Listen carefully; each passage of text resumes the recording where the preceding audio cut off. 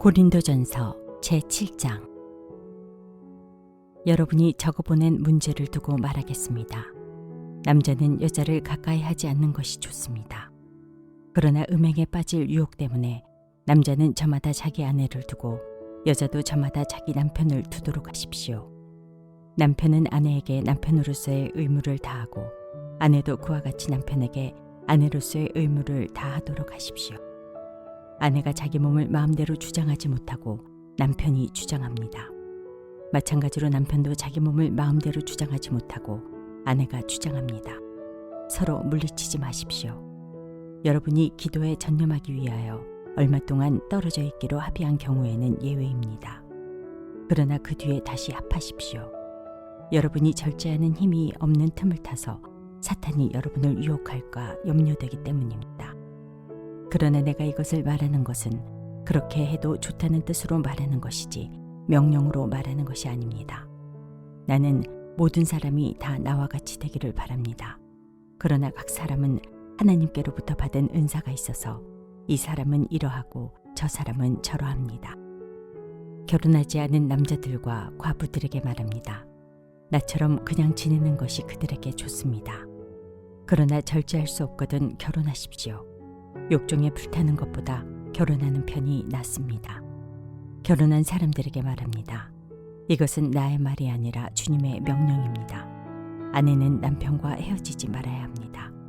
만일 헤어졌거든 재혼하지 말고 그냥 지내든지 그렇지 않으면 남편과 화해하여야 합니다. 그리고 남편도 아내를 버리지 말아야 합니다. 그 밖에 사람들에게 말합니다. 이것은 나의 말이요 주님의 말씀은 아닙니다. 어떤 교우에게 믿지 않는 아내가 있는데 그 아내가 남편과 같이 살기를 원하면 그 여자를 버리지 말아야 합니다. 또 어떤 여자에게 믿지 않는 남편이 있는데 그가 아내와 같이 살기를 원하면 그 남편을 버리지 말아야 합니다. 믿지 않는 남편은 그의 아내로 말미암아 거룩해지고 믿지 않는 아내는 그 남편으로 말미암아 거룩해졌습니다. 그렇지 않으면 그들의 자녀도 깨끗하지 못할 것인데 이제 그들은 거룩합니다. 그러나 믿지 않는 사람 쪽에서 헤어지려고 하면 헤어져도 됩니다. 믿는 형제나 자매가 이런 일에 얽매일 것이 없습니다. 하나님께서는 여러분을 부르셔서 평화롭게 살게 하셨습니다. 아내되니여, 그대가 혹시나 그대의 남편을 구원하려는지 어찌합니까? 남편되니여, 그대가 혹시나 그대의 아내를 구원하려는지 어찌합니까? 각 사람은 주님께서 나누어 주신 분수 그대로 하나님께서 부르신 처지 그대로 살아가십시오. 이것이 내가 모든 교회에서 명하는 지시입니다. 할례를 받은 몸으로 부르심을 받은 사람은 굳이 그 할례를 받은 흔적을 지우려고 하지 마십시오. 할례를 받지 아니한 처지에서 부르심을 받은 사람은 굳이 할례를 받으려고 하지 마십시오. 할례를 받은 것이나 안 받은 것이나 그것은 문제가 아니고 하나님의 계명을 지키는 것이 중요합니다. 각 사람은 부르심을 받은 그때의 처지에 그대로 머물러 있으십시오. 노예일 때 부르심을 받았습니까? 그런 것에 마음 쓰지 마십시오. 그러나 자유로운 몸이 될 수 있는 기회가 있으면 어떻게 해서든지 그것을 이용하십시오. 주님 안에서 노예로서 부르심을 받은 사람은 주님께 속한 자유인입니다. 그와 같이 자유인으로서 부르심을 받은 사람은 그리스도의 노예입니다. 여러분은 하나님께서 값을 치르고 사신 사람입니다. 그러므로 사람의 노예가 되지 마십시오. 형제자매 여러분, 각각 부르심을 받은 그때의 처지에 그대로 있으면서 하나님과 함께 살아가십시오. 주님께서 처녀들에 대해서 하신 명령을 나로서는 받은 것이 없습니다. 그러나 나는 주님의 자비하심을 힘입어 믿을 만한 사람이 된 사람으로서 의견을 제시합니다. 지금 닥쳐오는 재난 때문에 사람이 현재 상태대로 살아가는 것이 좋다고 나는 생각합니다. 아내에게 매였으면 그에게서 벗어나려고 하지 마십시오. 아내에게서 놓였으면 아내를 얻으려고 하지 마십시오.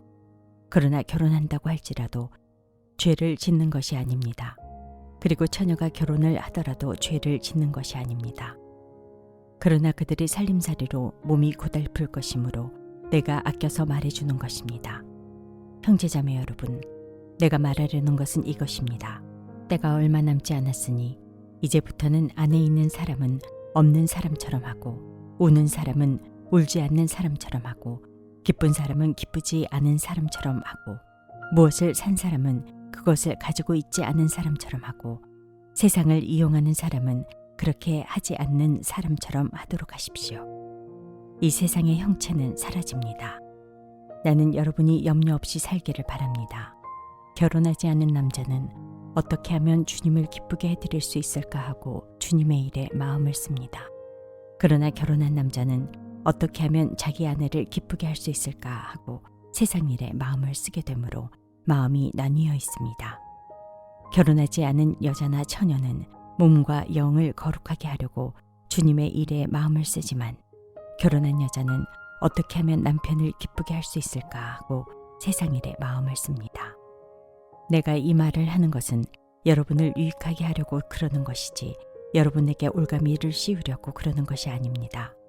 오히려 여러분이 품위 있게 살면서 마음에 헛갈림이 없이 오직 주님만을 섬기게 하려는 것입니다. 어떤 이가 결혼을 단념하는 것이 자기의 약혼녀에게 온당하게 대하는 일이 못 된다고 생각하면 더구나 애정이 강렬하여 꼭 결혼을 해야겠으면 그는 원하는 대로 그렇게 하십시오. 결혼하는 것이 죄를 짓는 것이 아니니 그런 사람들은 결혼하십시오. 그러나 결혼하지 않기로 마음을 굳게 먹은 사람이 부득이한 일도 없고 또 자기의 욕망을 제어할 수 있어서 자기 약혼녀를 처녀로 그대로 두기로 마음에 작정하였으면 그것은 잘하는 일입니다.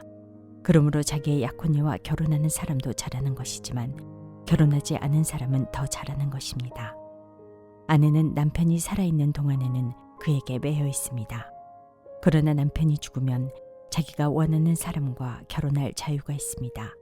다만 주님 안에서만 그렇게 해야 할 것입니다. 내 의견으로는 그 여자는 그대로 혼자 지내는 것이 더 행복할 것입니다. 나도 하나님의 영을 받았다고 생각합니다. 고린도전서 제8장. 우상에게 바친 고기에 대하여 말하겠습니다. 우리는 우리 모두가 지식이 있는 줄로 알고 있습니다. 지식은 사람을 교만하게 하지만 사랑은 덕을 세웁니다. 자기가 무엇을 안다고 생각하는 사람은 아직도 그가 마땅히 알아야 할 방식대로 알지 못하는 사람입니다. 그러나 하나님을 사랑하는 사람은 하나님께서 그를 알아주십니다. 그런데 우상에게 바친 고기를 먹는 일을 두고 말하면 우리가 알기로는 세상에 우상이란 것은 아무것도 아니고 오직 하나님 한 분밖에는 신이 없습니다. 이른바 신이라는 것들이 하늘에든 땅에든 있다고 칩시다. 그러면 많은 신과 많은 주가 있는 것 같습니다. 그러나 우리에게는 아버지가 되시는 하나님 한 분이 계실 뿐입니다. 만물은 그분에게서 났고 우리는 그분을 위하여 있습니다. 그리고 한 분 주님이신 예수 그리스도가 계십니다. 만물이 그분으로 말미암아 있고 우리도 그분으로 말미암아 있습니다. 그러나 누구에게나 다 지식이 있는 것은 아닙니다. 어떤 사람들은 지금까지 우상을 섬기던 관습에 젖어 있어서 그들이 먹는 고기가 우상의 것인 줄로 여기면서 먹습니다. 그들의 양심이 약함으로 더럽혀지는 것입니다. 그러나 우리를 하나님 앞에 내세우는 것은 음식이 아닙니다. 음식을 먹지 않는다고 해서 손해볼 것도 없고 먹는다고 해서 이로울 것도 없습니다. 그러나 여러분에게 있는 이 자유가 약한 사람들에게 걸림돌이 되지 않도록 조심하십시오. 지식이 있는 당신이 우상의 신당에 앉아서 먹고 마시는 것을 어떤 사람이 보면 그가 약한 사람일지라도 그 양심에 용기가 생겨서 우상에게 바친 고기를 먹게 되지 않겠습니까? 그러면 그 약한 사람은 당신의 지식 때문에 망하는 것입니다. 그리스도께서는 그 약한 신도를 위하여 죽으셨습니다. 이렇게 여러분이 형제 자매들에게 죄를 짓고 그들의 약한 양심을 상하게 하는 것은 그리스도께 죄를 짓는 것입니다. 그러므로 음식이 내 형제를 걸어서 넘어지게 하는 것이라면 그가 걸려서 넘어지지 않게 하기 위해서 나는 평생 고기를 먹지 않겠습니다. 제9장. 내가 자유인이 아닙니까? 내가 사도가 아닙니까? 내가 우리 주 예수를 뵙지 못하였습니까? 여러분은 주님 안에서 내가 일해서 얻은 열매가 아닙니까? 다른 사람들에게는 내가 사도가 아닐지 몰라도 여러분에게는 사도입니다. 여러분은 주님 안에서 나의 사도직을 보증하는 표입니다. 나를 비판하는 사람들에게 이렇게 답변합니다. 우리에게 먹고 마실 권리가 없습니까? 우리에게는 다른 사도들이나 주님의 동생들이나 게바처럼 믿는 자매인 아내를 데리고 다닐 권리가 없단 말입니까? 나와 바나바에게만은 노동하지 않을 권리가 없단 말입니까? 자기 비용으로 군에 복무하는 사람이 어디에 있습니까? 포도원을 만들고 그 열매를 따먹지 않는 사람이 어디에 있습니까? 양떼를 치고 그 젖을 짜먹지 않는 사람이 어디에 있습니까? 내가 사람의 관례에만 의거하여 이런 말을 하는 줄 아십니까? 율법에도 이런 말이 있지 않습니까? 모세의 율법에 기록하기를 타작일을 하는 소에게 망을 씌우지 말아라 하였습니다. 하나님께서 소를 걱정하신 것입니까? 그렇지 않으면 우리 모두를 위하여 말씀하신 것입니까?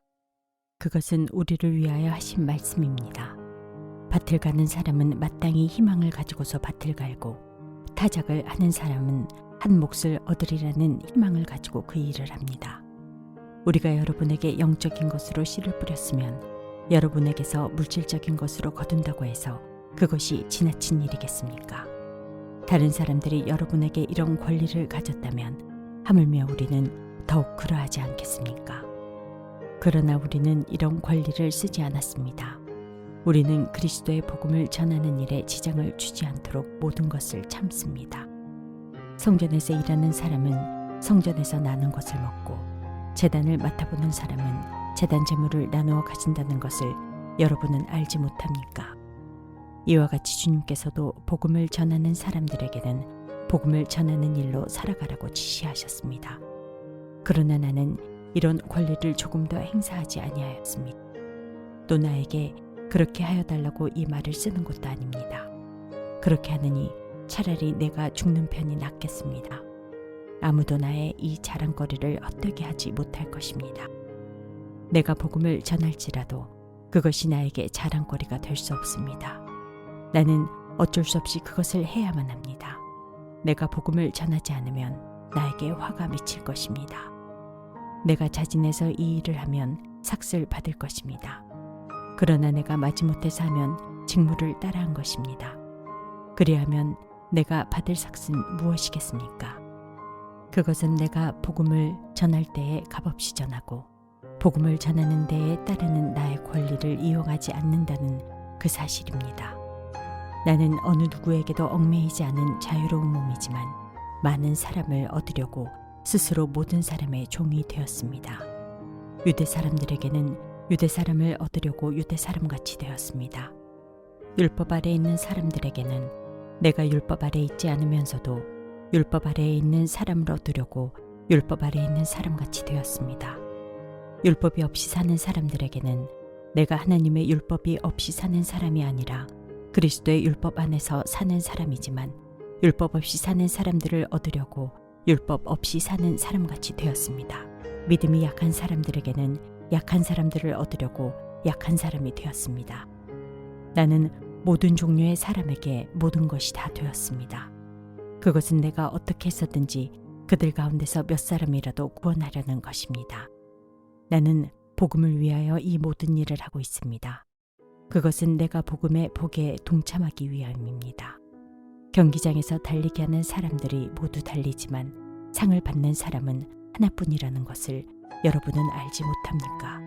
이와 같이 여러분도 상을 받을 수 있도록 달리십시오. 경기에 나서는 사람은 모든 일에 절제를 합니다.